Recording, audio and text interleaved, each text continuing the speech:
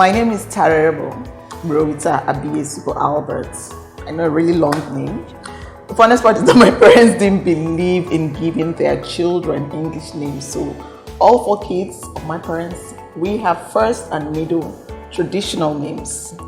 And with meaning too. But Tari Albert, everyone calls me Tari Albert, which is fine by me. I'm a family person. I love family.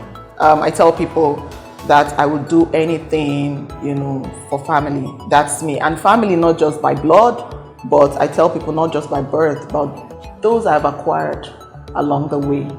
And I'm a very passionate person. Anything I have to do, the passion comes out. I tell people anything worth doing is worth doing well. Yeah. So don't get into what you know that you're not going to put in your energy, and don't do it for the sake of doing it. Currently, I work with NMR Intercontinental Limited. It is an engineering company. Oftentimes people would get into HR and tell you that, I like people, I like HR. I didn't, when I started my career, human resources wasn't what I planned or was what I wanted for a career. I started my career in recruitment. And the interesting part is that because I have a medical related background, in the course of recruitment and talent acquisition, an opportunity opened up in health, safety and environment, and I took up that opportunity.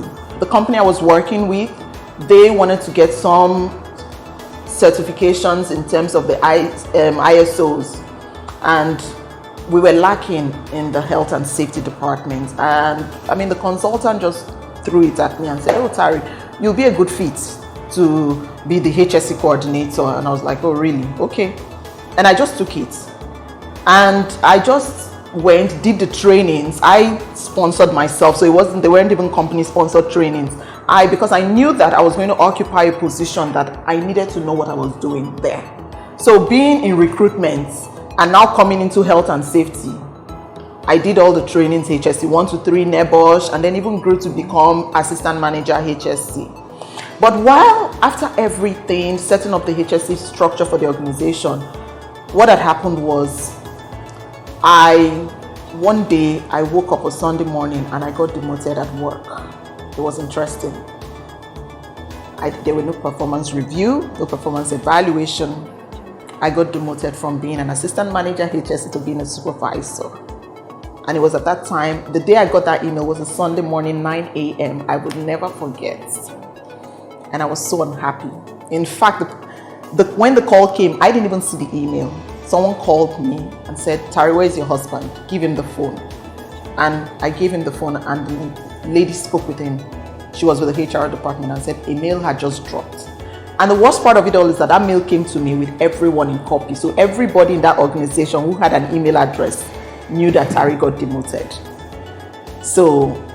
And I just told myself that the moment they paid me my salary for the previous month, I was leaving without any notice.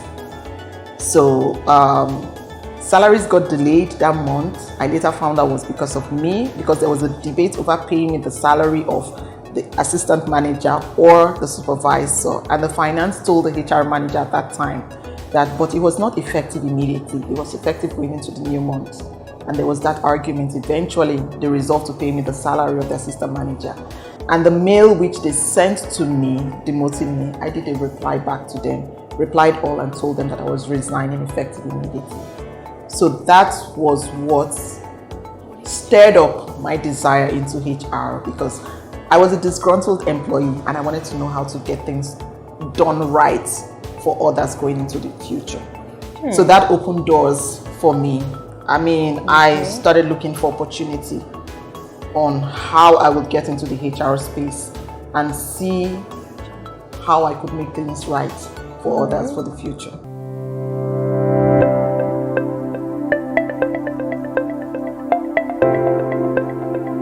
After coming out of that experience and getting into HR, it wasn't, I started with small consulting companies who were just starting and needed someone who could just use her brain to just help us do things. So it wasn't like they didn't have that kind of structure in place and they were not running like with a large manpower base. So it was just the simple things, trying to keep employee records on track, updating those records, and pay salaries. We're talking of you don't have to deal with as large as maybe even up to 50 employees, just smaller groups of people. So for me at that point, I thought that was what HR was all about.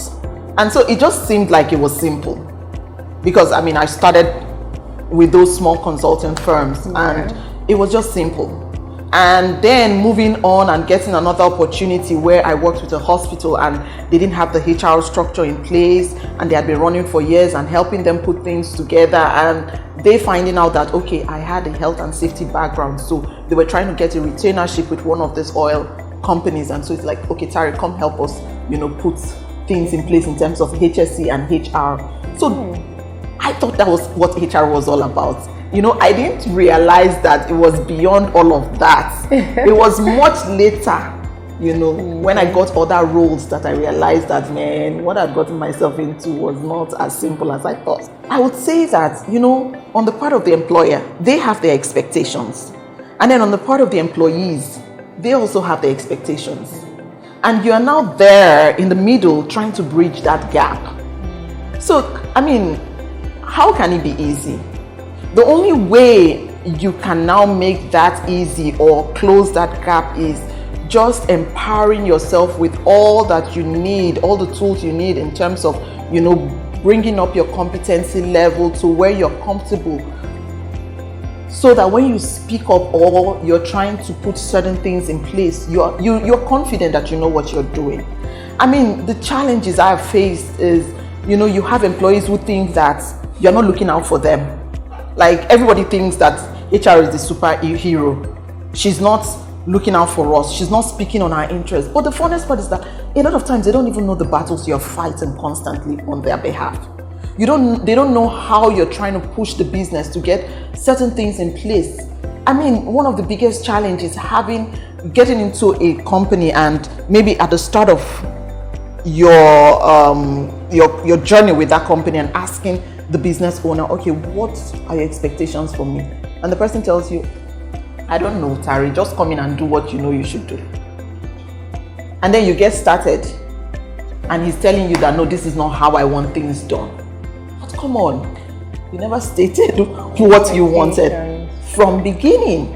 So for me, I wouldn't say that it's just about, loving. There are so many roles you can be in that would require you loving people for you to be able to function there.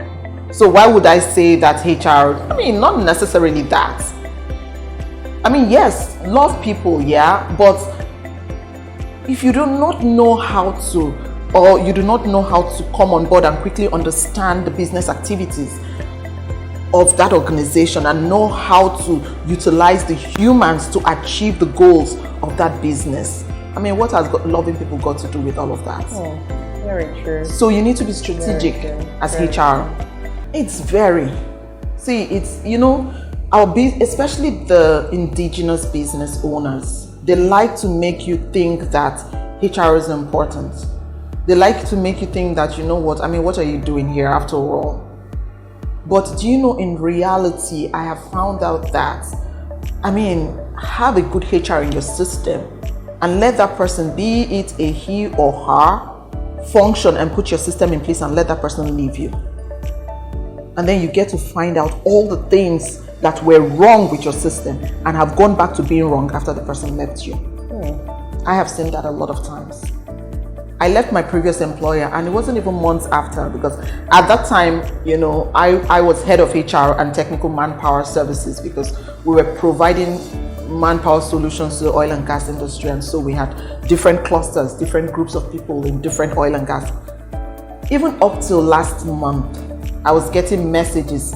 I'm talking about screenshot WhatsApp messages, and telling me, and they were having this conversation about me, and two of the guys screenshot the message and sent to me and said, Tari, whatever you're doing it right, and you need to keep doing it wherever you find yourself, because people still speak of your work even after you. And when I read that message, despite the fact that I had been beat down by my previous employer and made me feel like I was not adding value to the system. I mean, that just, when I saw that message, I was like, okay, Oga, it's not about your opinion. The people's opinion matter after all too.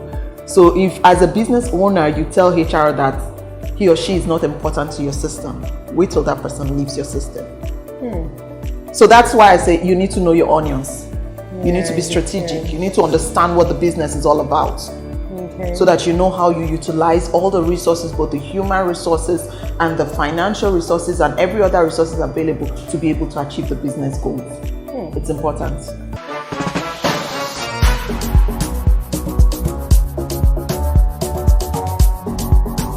You have to come down to the basic level to be able to make people understand that in respect to recruitment, this is how the process should run.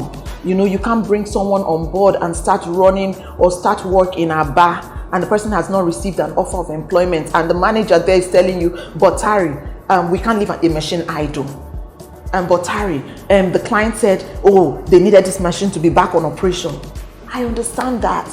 But now there is a process in place. Can we follow that process and ensure that things are done right?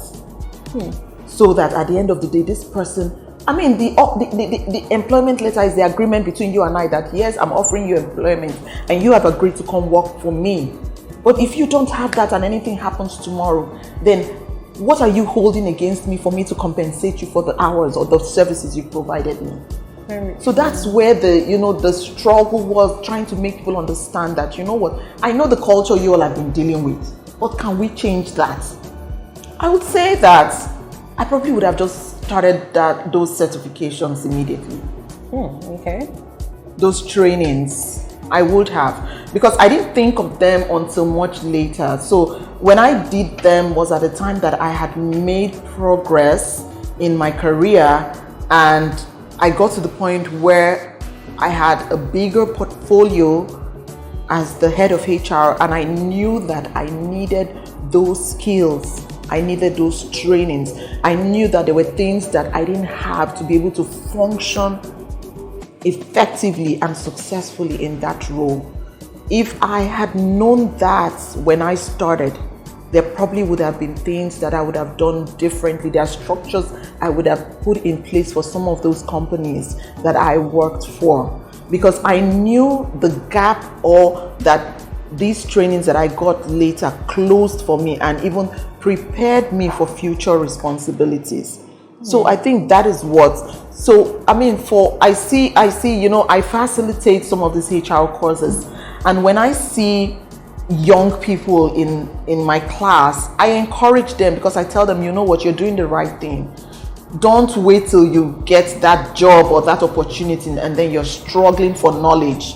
You're struggling to put things right. You're struggling to understand, your role or your place in that organization. You're struggling to understand how you need to close the gap between the employer and the employee. So I think that's what I would have done differently.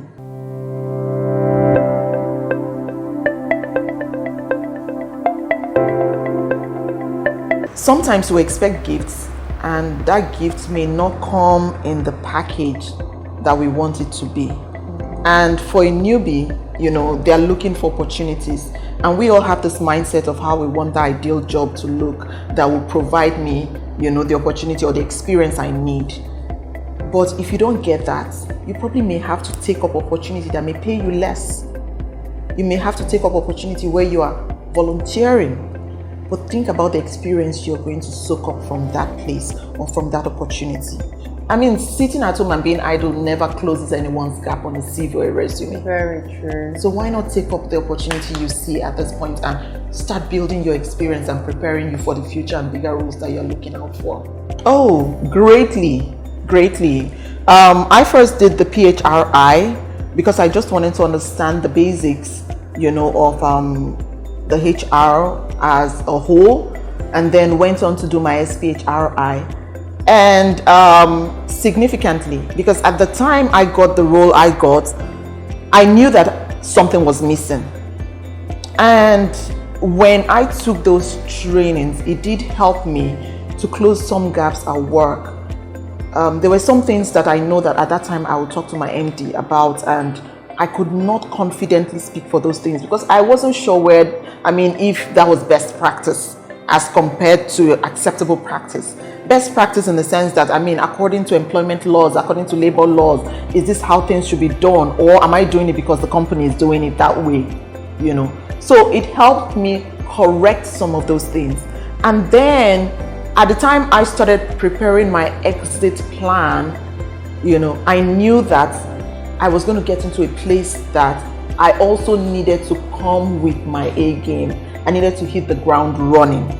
So having this training helped me also close that gap currently where, so I came into a system where this business has been in existence for years, but really had little or no HR structure.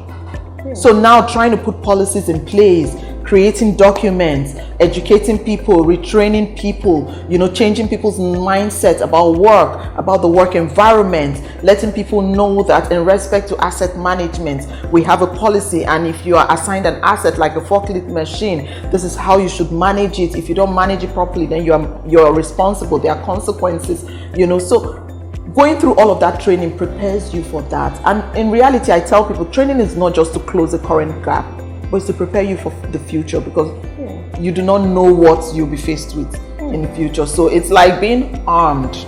Great, amazing. Thank you too. So I hope this helps someone build their career, because I know it's not the easiest, but for me, it's doable. I am Tari Albert, and this is my HR Chronicles.